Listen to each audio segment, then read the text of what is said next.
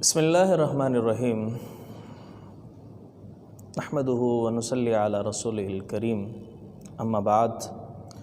فاعوذ باللہ من الشیطان الرجیم بسم اللہ الرحمن الرحیم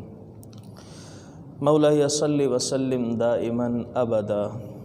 علی حبیبک خیر الخلق کلہم۔ سامعین عزیز احترام، آج میں آپ کی خدمت میں کتاب بہار مثنوی سے ایک حکایت پیش کروں گا جو کہ مولانا روم رحمۃ اللہ تعالی علیہ نے حکایت فرمائی ہے، اور یہ ہے حضرت ذوالنون مصری رحمۃ اللہ تعالی علیہ کے بارے میں۔ حضرت ذوالنون مصری رحمۃ اللہ تعالی علیہ اللہ تبارک و تعالی کے دوست تھے، ولی کامل گزرے ہیں، اور آپ کے زمانے کے اندر آپ کا طریقہ کار یہ تھا کہ جو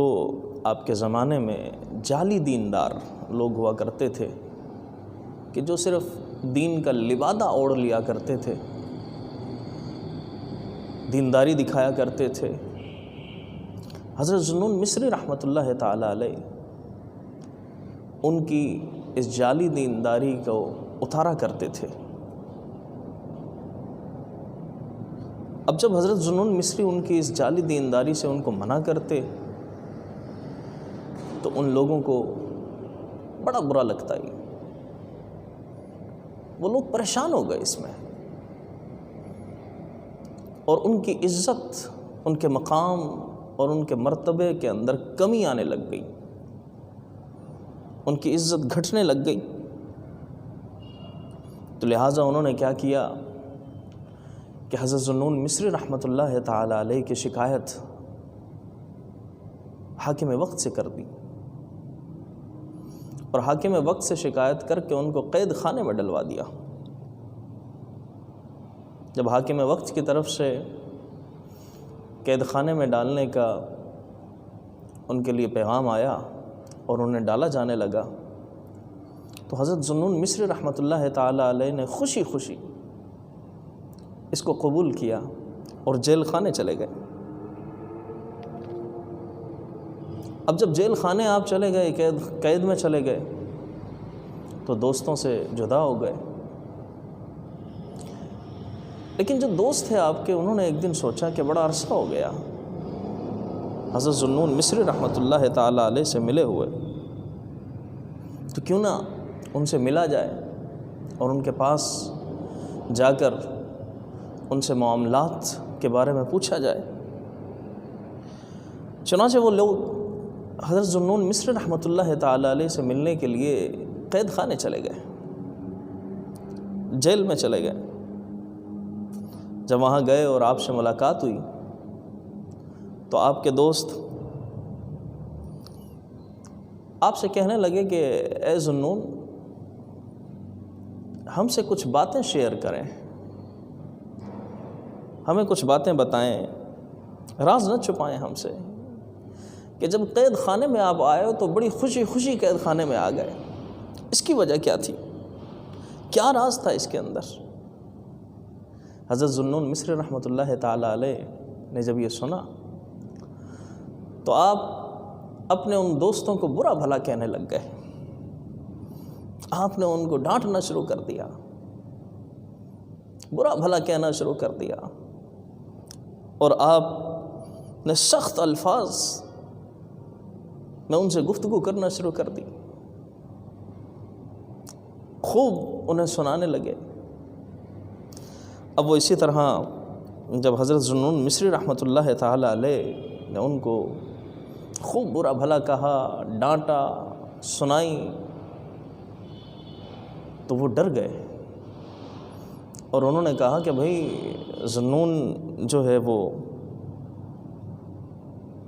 پریشان ہو گیا ہے، دیوانہ ہو گیا ہے، تو لہٰذا وہ وہاں سے جانے لگ گئے، واپس بھاگنے لگے۔ تو جب وہ واپس لوٹنے لگے تو حضرت ذوالنون مصری رحمۃ اللہ تعالی علیہ کہاں لگا کر ہنسنے لگے،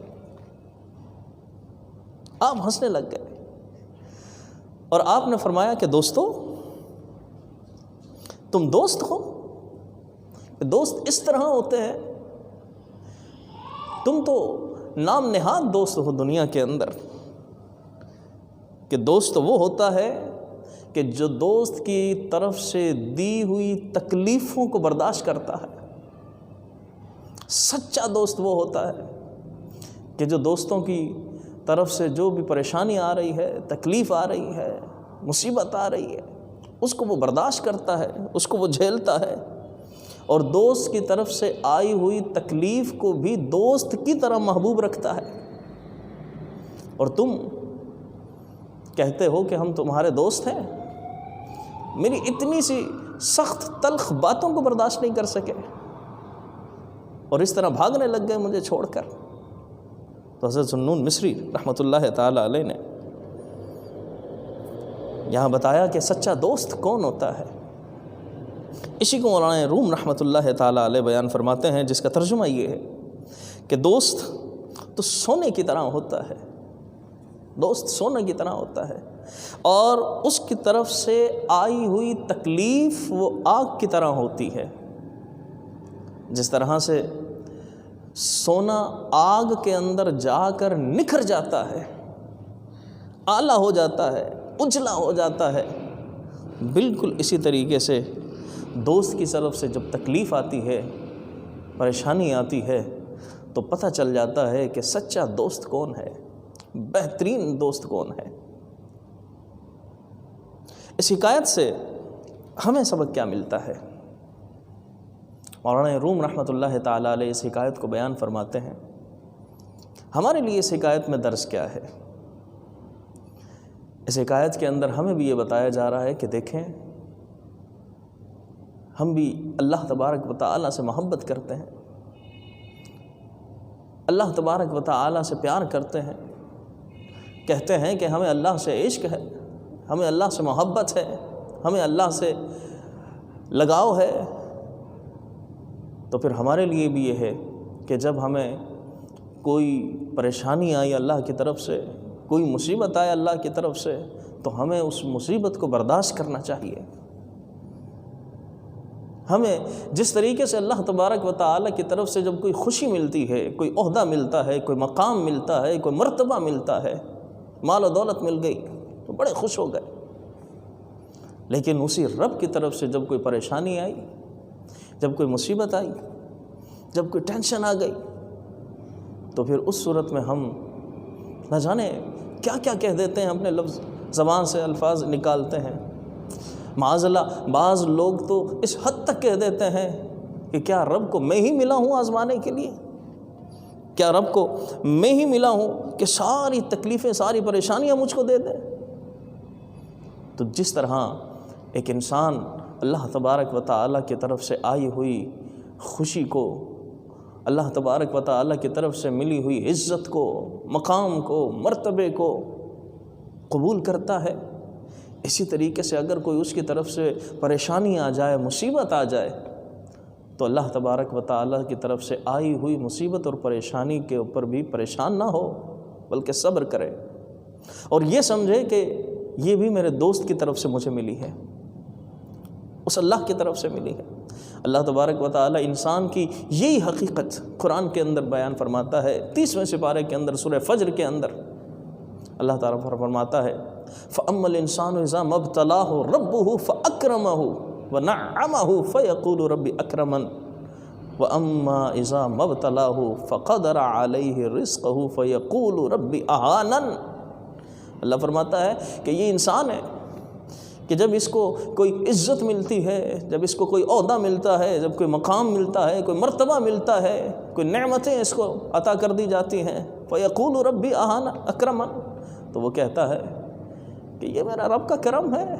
رب کی طرف سے مجھے مل رہی ہے۔ اور یہی وہ انسان ہے وَأَمَّا إِذَا مَا ابْتَلَاهُ فَقَدَرَ عَلَيْهِ رِزْقَهُ فَيَقُولُ رَبِّ أَهَانَنِ، کہ یہ انسان ہے کہ جب اس کو تکلیف ملتی ہے، جب کوئی پریشانی آتی ہے، جب کوئی مصیبت آتی ہے، رزق میں کمی آ جاتی ہے، تو یہ اول فول بولنے لگ جاتا ہے۔ تو حضرت ذوالنون مصری رحمۃ اللہ تعالی علیہ نے بھی یہاں بتایا کہ سچا دوست وہ ہوتا ہے کہ جو دوست کی طرف سے دی ہوئی ساری چیزوں کے اوپر کو بخوشی قبول کرتا ہے، اور وہیں پر آ کر پتہ چلتا ہے کہ تمہارا سچا دوست کون ہے، بہترین ساتھی کون ہے، کہ جو تمہاری خوشی میں بھی تمہارے ساتھ ہو اور تمہاری غمی، پریشانی، تکلیف میں بھی تمہارے ساتھ ہو، اور دوست کی طرف سے دی گئی تکلیف کے اوپر بھی وہ صبر کر رہا ہو اور اس کی طرف سے دی گئی خوشی پر بھی وہ صبر کر رہا ہو۔ اسی لیے اللہ تبارک و تعالیٰ سے دعا ہے کہ خالق کائنات ہم سب پر اپنا فضل بھی فرمائے اور کرم بھی فرمائے، کہ اللہ تبارک و تعالیٰ دین دنیا کے اندر بہتری عطا فرمائے، کامیابی و کامرانی عطا فرمائے۔ اللہ تعالیٰ اگر ہمیں کوئی پریشانی دے رہا ہے تو وہ ہماری آزمائش کے لیے دے رہا ہے، کہ رب سے دعا ہے کہ خالق کائنات ہمیں اس پر صبر کرنے کی توفیق عطا فرمائے۔ وما علیہ الا البلاغ المبین۔